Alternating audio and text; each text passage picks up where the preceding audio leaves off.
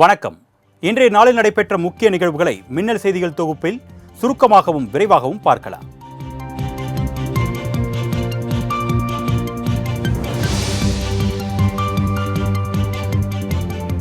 தென்மேற்கு வங்கக்கடலில் உள்ள ஆழ்ந்த காற்றழுத்த தாழ்வு மண்டலம் மணிக்கு 10 கிலோமீட்டர் வேகத்தில் வடகிழக்கு நோக்கி மெதுவாக நகர்ந்து வருவதாக வானிலை ஆய்வு மையம் அறிவித்துள்ளது.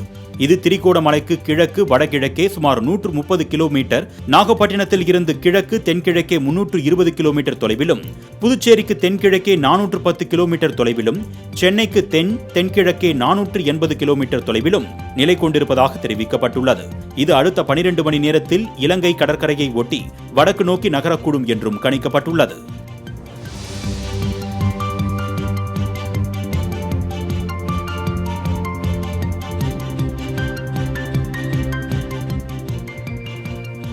வங்கக்கடலில் நிலை கொண்டுள்ள ஆழ்ந்த காற்றழுத்த தாழ்வு மண்டலம் தற்காலிக புயலாக வலுப்பெறும் என சென்னை வானிலை ஆய்வு மையம் தெரிவித்துள்ளது. இது தொடர்பாக செய்தியாளர்களிடம் பேசிய வானிலை ஆய்வு மைய தென்மண்டல தலைவர் பாலச்சந்திரன், வலுப்பெற்ற தற்காலிக புயலானது மீண்டும் ஆழ்ந்த காற்றழுத்த தாழ்வு மண்டலமாக வலுவிழக்கும் என குறிப்பிட்டார். மேலும் நாளை மறுநாள் மாமல்லபுரம் காரைக்கால் இடையே கரையை கடக்கும்போது 70 கிலோமீட்டர் வேகத்தில் காற்று வீசும் எனவும் அவர் கூறினார்.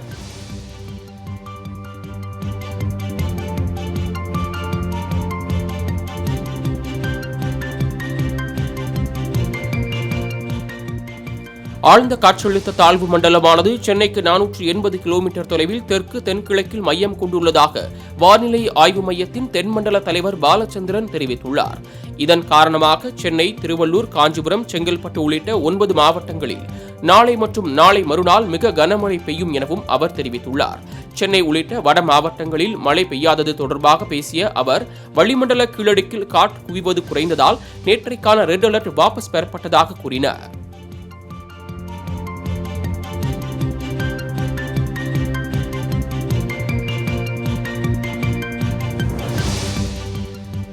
வங்கக்கடலில் நிலை கொண்டுள்ள ஆழ்ந்த காற்றழுத்த தாழ்வு மண்டலம் புயலாக வலுப்பெற உள்ள நிலையில் தமிழக கடலோர பகுதிகளில் கடல் அதிக சீற்றத்துடன் காணப்படுகிறது.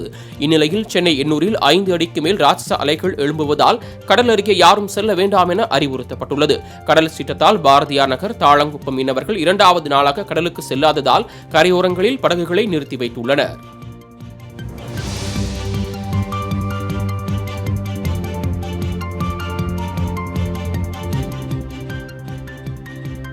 செங்கல்பட்டு மாவட்டம் மாமல்லபுரத்தில் தொடர்ந்து 3வது நாளாக கடல் சீற்றம் அதிகரித்துள்ளதால் கோவளம், மாமல்லபுரம், சதுரங்கப்பட்டினம், புதுப்பட்டினம், சின்னக்குப்பம் உட்பட 40க்கும் மேற்பட்ட மீனவ கிராமங்களைச் சேர்ந்த 3000க்கும் மேற்பட்ட மீனவர்கள் மீன்பிடிக்க செல்லவில்லை. இதனால் தங்களது வாழ்வாதாரம் பாதிக்கப்பட்டுள்ளதாக வேதனை தெரிவித்துள்ள மீனவர்கள் அரசு உரிய நிவாரணம் வழங்க வேண்டும் என கோரிக்கை வைத்துள்ளனர்.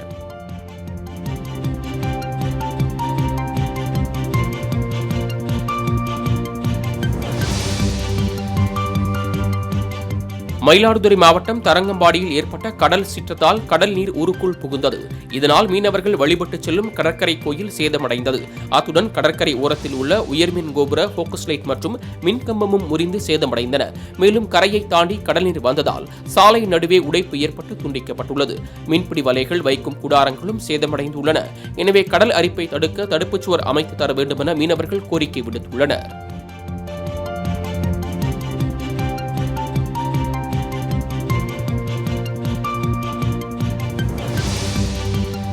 தொடர் மழையால் தரங்கம்பாடியில் குடியிருப்புகள், விளைநிலங்களை மழைநீரும் கடல் நீரும் சூழ்ந்ததால் பொதுமக்கள், விவசாயிகள் வேதனை அடைந்தனர். பெங்கல் புயல் காரணமாக மயிலாடுதுறை மாவட்டம் தரங்கம்பாடி உப்பனாற்றில் கரைகளே இல்லாத சூழ்நிலையில் கடல் நீர் உட்புகுந்து வருகிறது. குடியிருப்புகள், விளைநிலங்கள் மற்றும் தரிசு நிலங்களையும் மழைநீர் சூழ்ந்து கடல் போல காட்சியளிக்கிறது. இதனால் கவலை அடைந்துள்ள பொதுமக்கள் உப்பனாற்றின் இருபுறமும் கான்கிரீட் கரைகளை அமைக்க வேண்டுமென வலியுறுத்தியுள்ளனர்.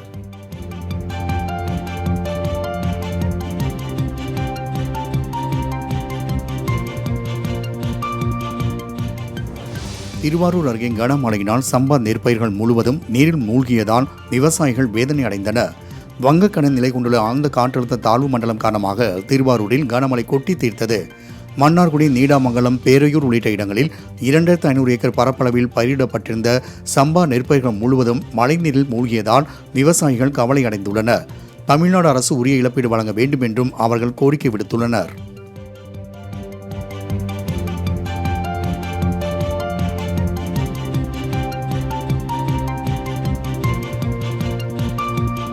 தொடர்ந்து பெய்து வரும் கனமழையால் முத்துப்பேட்டை அருகே அறுவடைக்கு தயாராக இருந்த 100 ஏக்கர் நெற்பயிர்கள் நீரில் மூழ்கின. திருவாரூர் மாவட்டத்தில் கடந்த 3 நாட்களாக கனமழை பெய்து வருகிறது. இதனால் உதயமார்த்தாண்டபுரம், பள்ளியமேடு உள்ளிட்ட பகுதிகளில் சம்பா சாகுபடி மழைநீரில் மூழ்கியது. அதேபோல முத்துப்பேட்டை அருகே அறுவடைக்கு தயாராக இருந்த 100 ஏக்கருக்கு மேற்பட்ட நெற்பயிர்களும் நீரில் மூழ்கி அறுக்க முடியாத சூழ்நிலை ஏற்பட்டுள்ளதாக விவசாயிகள் வேதனை தெரிவிக்கின்றனர். எனவே வேளாண் துறை அதிகாரிகள் நேரடியாக வந்து ஆய்வு செய்து உரிய இழப்பீடு வழங்க நடவடிக்கை எடுக்க வேண்டும் என விவசாயிகள் கோரிக்கை விடுத்துள்ளனர்.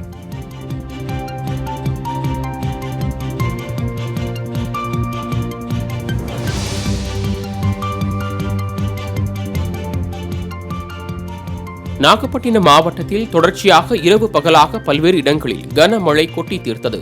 வேளாங்கண்ணி, பாப்பாக்கோயில், கீழ்வேலூர், திருமருகல், கீழையூர், திருப்பூண்டி உள்ளிட்ட சுற்றுவட்டார பகுதியில் கனமழை நீடித்த நிலையில் பாப்பாக்கோயில் பகுதியில் சாகுபடி செய்யப்பட்டிருந்த இளம் சம்பா நெற்பயிர்கள் நீரில் மூழ்கின. நடவு செய்து 20 நாட்களே ஆன நிலையில் சம்பா நெற்பயிர்கள் தண்ணீரிலேயே அழுகி வருவதாக விவசாயிகள் வேதனை தெரிவிக்கின்றனர். உடனடியாக கால்வாயை ஆக்கிரமித்துள்ள ஆகாய தாமரையை அகற்றி தண்ணீர் வடிவதற்கு நடவடிக்கை எடுக்க வேண்டும் என கோரிக்கை விடுக்கப்பட்டுள்ளது.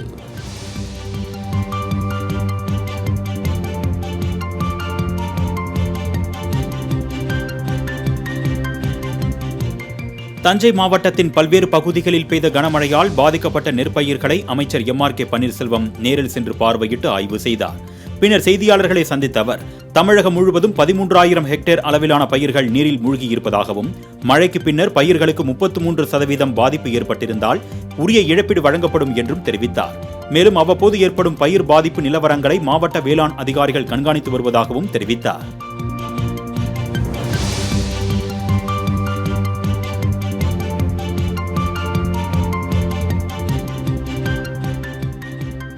நாகை மாவட்டம் வேதாரண்யத்தில் மழையால் பாதிக்கப்பட்ட சம்பா பயிர்களை அமைச்சர் அன்பில் மகேஷ் பொய்யாமொழி ஆய்வு மேற்கொண்டார். 2 நாட்களாக பெய்த தொடர் கனமழையால் சம்பா சாகுபடி மழைநீரில் மூழ்கி அழுகும் நிலை ஏற்பட்டுள்ளது. இந்நிலையில் இந்த பயிர்களை பள்ளிக்கல்வித்துறை அமைச்சர் அன்பில் மகேஷ் நேரில் பார்வையிட்டு ஆய்வு செய்தார். அப்போது விவசாயிகள் மழைநீரில் மூழ்கி பாதிக்கப்பட்டுள்ள நெற்பயிர்களை அமைச்சரிடம் காண்பித்து உரிய நிவாரணம் வழங்க கோரிக்கை விடுத்தனர். மேலும் முகாமில் தங்கியுள்ளவர்களை சந்தித்து போர்வை, மளிகை பொருட்கள் உள்ளிட்ட நிவாரணப் பொருட்களையும் வழங்கினர்.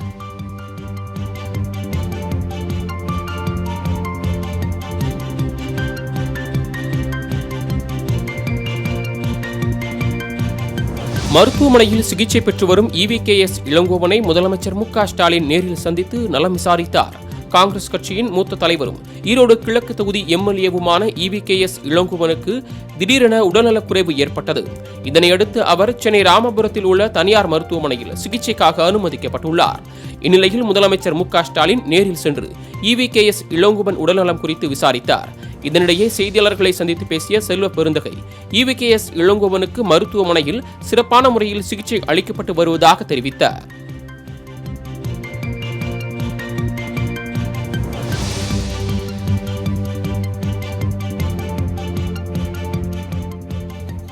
திருப்பூர் மாநகராட்சியில் உயர்த்தப்பட்ட சொத்து வரி, குடிநீர் வரி, குப்பை வரி உயர்வை உடனடியாக திரும்பப் பெற வேண்டும் என எதிர்க்கட்சித் தலைவர் எடப்பாடி பழனிசாமி வலியுறுத்தியுள்ளார்.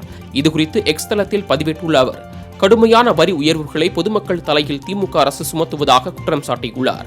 வரி கட்டாதவர்களுக்கு அபராத வரி விதிக்கும் திருப்பூர் மாநகராட்சிக்கு கண்டனம் தெரிவித்துள்ள அவர் திமுக மேயர் அனைத்து தீர்மானங்களையும் ஜனநாயகத்திற்கு விரோதமாக நிறைவேற்றியிருப்பதாக கூறியுள்ளார்.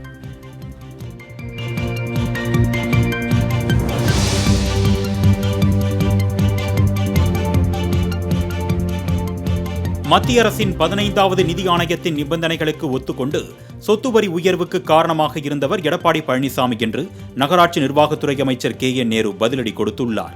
திருப்பூர் மாநகராட்சி மாமன்ற கூட்டத்தில் சொத்து வரி திருத்த தீர்மானத்திற்கு எதிராக அதிமுக போராட்ட நாடகத்தை நடத்தியிருப்பதாகவும் அவர் வெளியிட்டுள்ள அறிக்கையில் சாடியுள்ளார். மாநிலங்களின் உள்ளாட்சி அமைப்புகள் கட்டாயம் சொத்து வரியினை ஆண்டுதோறும் உயர்த்தியே ஆக வேண்டும் என்று மத்திய அரசு நிபந்தனை விதித்த போது வாய்மூடி அமைதியாக இருந்த எடப்பாடி பழனிசாமி இன்று திடீரென மக்கள் மீது அக்கறை கொண்டவராய் வேடம் போடுவது வேடிக்கை என்று KN நேரு விமர்சித்துள்ளார்.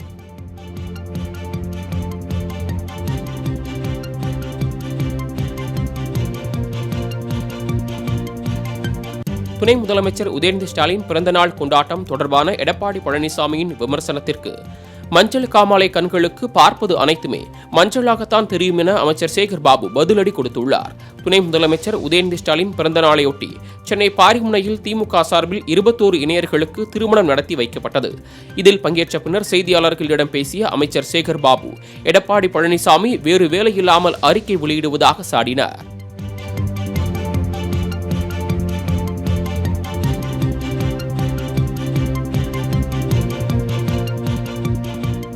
சென்னையில் உள்ள பூங்காக்களை பராமரிக்க தனியாரிடம் ஒப்பந்தம் கோரக்கூடாது என மாமன்ற உறுப்பினர்கள் வலியுறுத்தியுள்ளனர். சென்னையில் உள்ள 595 பூங்காக்களுக்கான பராமரிப்பு பணிகளை தனியாரிடம் ஒப்படைக்க மாநகராட்சி சார்பில் நடவடிக்கை மேற்கொள்ளப்பட்டு வருகிறது. இந்த நிலையில் மேயர் பிரியா தலைமையில் மாமன்ற கூட்டம் கூடியபோது இந்த நடவடிக்கைக்கு எதிர்ப்பு தெரிவித்த உறுப்பினர்கள் இதனை மறுபரிசீலனை செய்ய வேண்டுமென வலியுறுத்தினர்.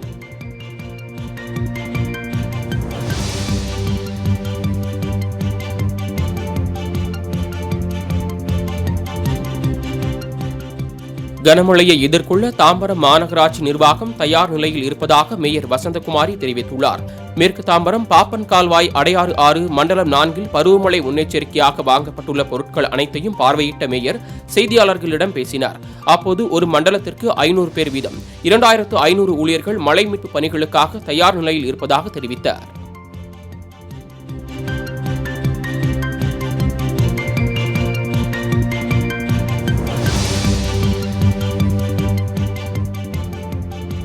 லஞ்ச பணத்துடன் பிடிபட்ட ஊட்டி நகராட்சி ஆணையரை கைது செய்யாமல் நெல்லை மாநகராட்சி பதவியில் அமர்த்துவதா என பாமக தலைவர் அன்புமணி ராமதாஸ் கேள்வி எழுப்பியுள்ளார். இது தொடர்பாக தனது எக்ஸ்தல பக்கத்தில் பதிவிட்டுள்ள அவர், உதகையில் விதிகளை மீறி சலுகைகளை வழங்கியதற்கு 11,70,000 ரூபாய் லஞ்ச பணத்துடன் கையும் களவுமாக பிடிபட்ட நகராட்சி ஆணையர் ஜஹாங்கீர் பாஷாவை கைது செய்யாமல் நெல்லை மாநகராட்சி உதவி ஆணையராக நியமித்தது ஏன் என கேள்வி எழுப்பியுள்ளார்.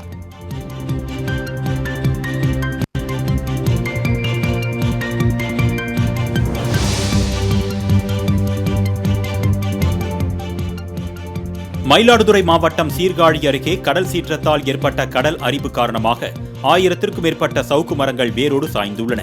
கடல் சீற்றம் காரணமாக திருமுல்லைவாசல் முதல் பழையாறு வரை கடல் அரிப்பு ஏற்பட்டிருப்பதாக கூறப்படுகிறது.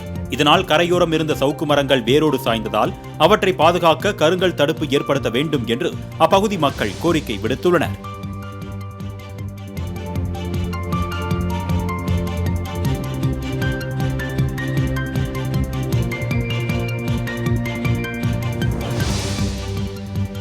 கனமழை காரணமாக விவசாயிகள் பயிர்களை இழந்து வாடும் நிலையில் தமிழக அமைச்சர்கள் உதயநிதி பிறந்த நாளை கொண்டாடுவதில் மும்முரமாக இருந்து வருவதாக சசிகலா குற்றம் சாட்டியுள்ளார்.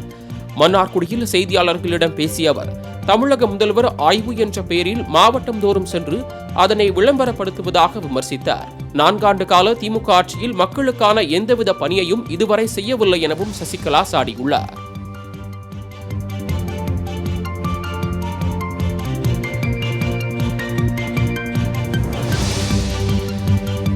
மாமல்லபுரம் அருகே மாடு மேய்த்துக் கொண்டிருந்த 5 பெண்கள் மீது கார் மோதி உயிரிழந்த நிலையில் அவர்களின் உடல்களுக்கு அமைச்சர் தாமு அன்பரசன் நேரில் அஞ்சலி செலுத்தினார்.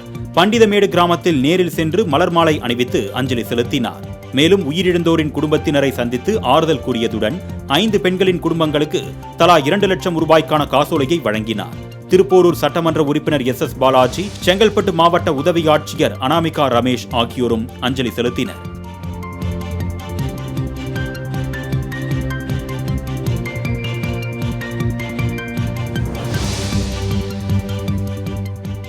ஆம்ஸ்ட்ராங் கொலை வழக்கில் கைது செய்யப்பட்ட 27 நபர்களையும் சென்னை மாவட்ட முதன்மை அமர்வு நீதிமன்ற நீதிபதி கார்த்திகேயன் முன்பு போலீசார் ஆஜர்படுத்தினர். அப்பொழுது 5000 பக்கத்திற்கும் அதிகமான குற்றப்பத்திரிகை இருப்பதால் டிஜிட்டல் முறையில் ஆவணங்களை வழங்க வேண்டும் என்று குற்றம் சாட்டப்பட்டவர்கள் தரப்பில் கோரிக்கை வைக்கப்பட்டது. அனைத்து தரப்பு முறையீடுகளையும் கேட்ட நீதிபதி அனைவருக்கும் வாதாட வழக்கறிஞர்களை வைத்துக் கொள்ள உத்தரவிட்டார். மேலும் நாகேந்திரனை புழல் சிறைக்கு மாற்றுவது தொடர்பாக சிறைத்துறை நிர்வாகம் பதிலளிக்க உத்தரவிட்டு விசாரணையை டிசம்பர் 12ஆம் தேதிக்கு தள்ளி வைத்தார்.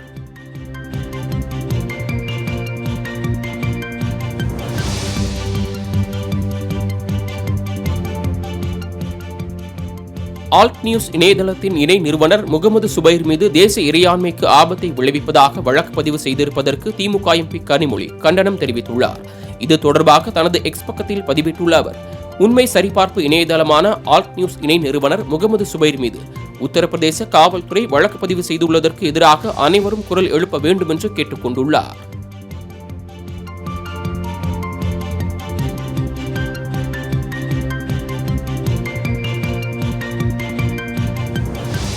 பிணையில் வெளிவந்துள்ள நடிகை கஸ்தூரி நிபந்தனை ஜாமீனை தளர்த்த கோரி எழும்பூர் நீதிமன்றத்தில் மனு தாக்கல் செய்துள்ளார்.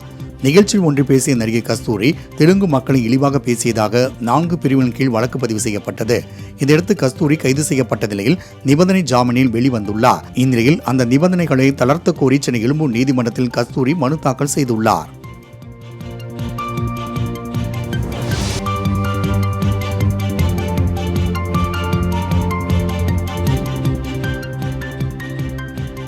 இந்திய இறையாண்மைக்கு எதிராக பேசியதாக நாம் தமிழர் கட்சி ஒருங்கிணைப்பாளர் சீமானுக்கு எதிரான வழக்கை விரைவாக விசாரித்து முடிக்க வேண்டும் என்று சென்னை உயர்நீதிமன்றம் உத்தரவிட்டுள்ளது.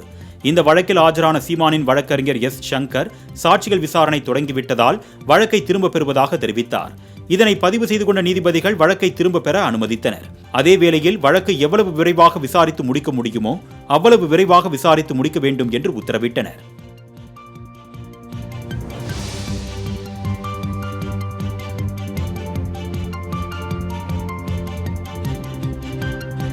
கோவை காந்திபுரத்தில் கோடநாடு கொலை கொள்ளை வழக்கு தொடர்பாக சிபிசிஐடி அலுவலகத்தில் அதிமுக நிர்வாகி சஜீவன் ஆஜரானார். கடந்த 2017ஆம் ஆண்டு கோடநாடு பங்களாவில் அரங்கேறிய கொலை மற்றும் கொள்ளை சம்பவம் தொடர்பாக பல்வேறு கோணங்களில் விசாரணை நடைபெற்று வருகிறது.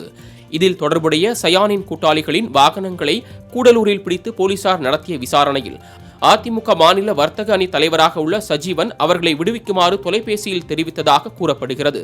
இதுகுறித்த வழக்கில் அவர் ஆஜரானார்.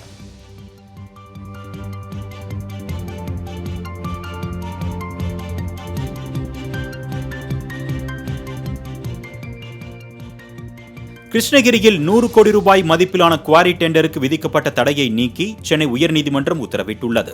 இந்த டெண்டர் குறிப்பிட்ட சிலருக்கு வழங்கும் வகையில் உள்ளதால் அரசுக்கு பல கோடி ரூபாய் இழப்பு ஏற்படும் என்று குறிப்பிட்டு சென்னை உயர்நீதிமன்றத்தில் வழக்கு தாக்கலானது. இதனையடுத்து டெண்டருக்கு தடை விதிக்கப்பட்டிருந்த நிலையில் வழக்கு தலைமை நீதிபதி அமர்வில் விசாரணைக்கு வந்தது. அப்போது நீதிபதிகள் பாதிக்கப்படும் பிற ஒப்பந்ததாரர்கள் எதிர்மனுதாரர்களாக சேர்க்கப்படாததை சுட்டிக்காட்டி டெண்டருக்கு விதிக்கப்பட்ட தடையை நீக்கி உத்தரவிட்டனர்.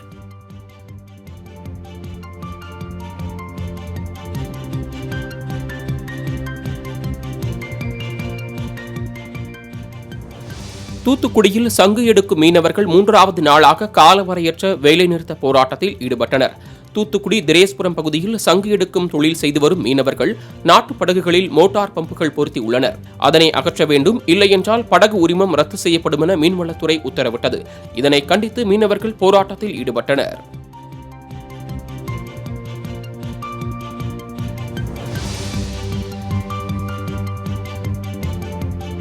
கடலூர் அருகே பேருந்து படிக்கட்டில் தொங்கியவாறு பயணம் செய்யாதீர்கள் என உயிரிழந்த மாணவனின் தந்தை மண்டியிட்டு கதறிய காட்சி காண்போர் நெஞ்சத்தை கலங்க செய்தது. கடலூர் மாவட்டம் தேவனாம்பட்டினத்தை சேர்ந்த கைலாஸ் என்ற மாணவன் தனியார் பேருந்து படிக்கட்டில் இருந்து தவறி விழுந்து உயிரிழந்தார். இதுகுறித்த விழிப்புணர்வு நிகழ்ச்சியின் போது மாணவர்களை பார்த்து உங்க காலை பிடிச்சு கேட்கிறேன், பேருந்து படியில் பயணம் செய்யாதீர்கள் என மாணவனின் தந்தை மண்டியிட்டு கதறினார்.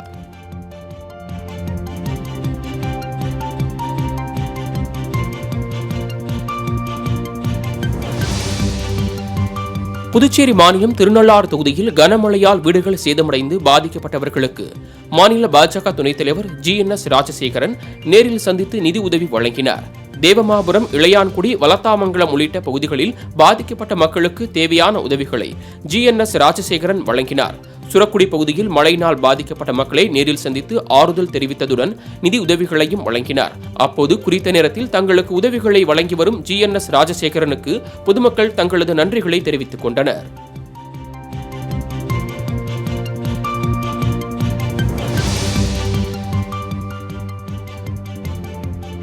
பாம்பன் தூக்கு பாலம் சிறந்த கட்டுமான நடைமுறைகளுடன் கட்டப்பட்டிருப்பதாக தெற்கு ரயில்வே விளக்கம் அளித்திருக்கிறது.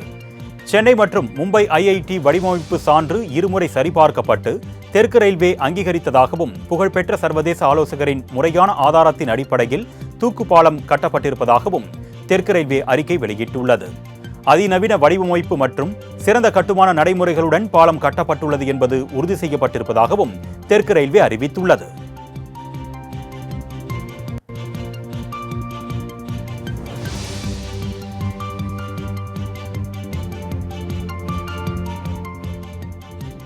ஜார்க்கண்ட் மாநிலத்தின் முதலமைச்சராக ஹேமந்த் சோரன் 4வது முறையாக பதவியேற்றுக் கொண்டார். அண்மையில் நடைபெற்ற சட்டப்பேரவைத் தேர்தலில் ஹேமந்த் சோரனின் ஜார்க்கண்ட் முக்தி மோர்ச்சா கூட்டணி மொத்தமுள்ள 81 இடங்களில் 56 இடங்களை கைப்பற்றியது. இந்நிலையில் ராஞ்சியில் நடைபெற்ற பிரம்மாண்ட விழாவில் ஹேமந்த் சோரன் முதலமைச்சராக பதவியேற்றுக் கொண்டார். அவருக்கு அம்மாநில ஆளுநர் சந்தோஷ்குமார் கங்குவார் பதவி பிரமாணம், ரகசிய காப்பு உறுதிமொழியை செய்து வைத்தார்.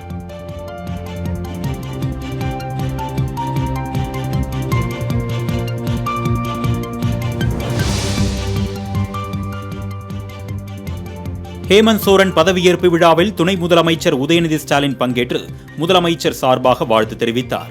ராஞ்சி மொரபாதி மைதானத்தில் நடைபெற்ற பதவியேற்பு விழாவில் இந்தியா கூட்டணி தலைவர்கள் பலரும் பங்கேற்றனர்.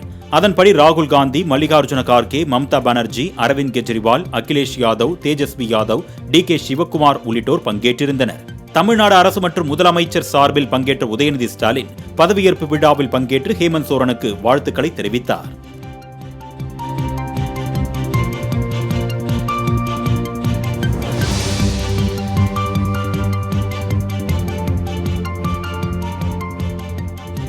எதிர்க்கட்சிகளின் கடும் அமளியால் நாடாளுமன்றத்தின் இரு அவைகளும் 3வது நாளாக முடங்கியது.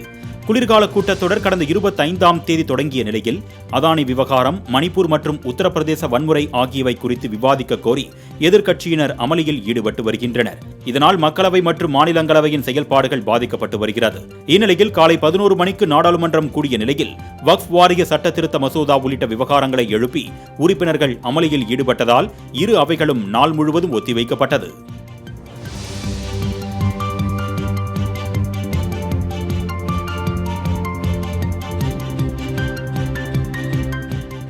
கேரள மாநிலம் வயநாடு மக்களவை தொகுதி இடைத்தேர்தலில் வெற்றி பெற்ற காங்கிரஸ் தலைவர் பிரியங்கா காந்தி எம்பியாக பதவியேற்றுக் கொண்டார்.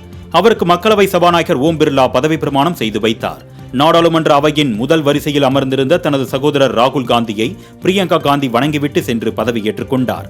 இதன் மூலம் மக்களவையில் ராகுல் காந்தியும் பிரியங்கா காந்தியும், மாநிலங்களவையில் சோனியா காந்தியும் எம்பிக்களாக உள்ளனர் என்பது குறிப்பிடத்தக்கது.